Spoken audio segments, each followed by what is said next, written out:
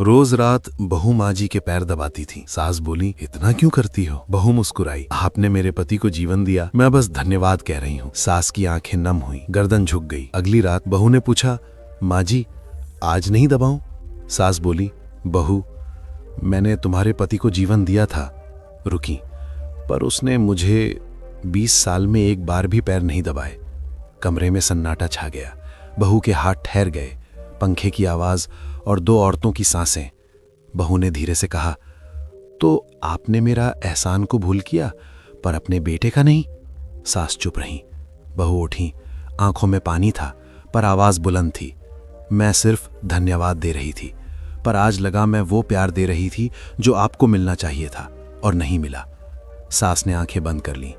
बहू ने कहा, अब नहीं दबाऊंगी, इसलिए नहीं कि नफरत है, पर इसलिए कि अब मैं आपको अपनी तरह नहीं जीने दूंगी। चुपचाप बिना शिकायत किए किसी के एहसान तले दबी। वो कमरे से बाहर निकल गई।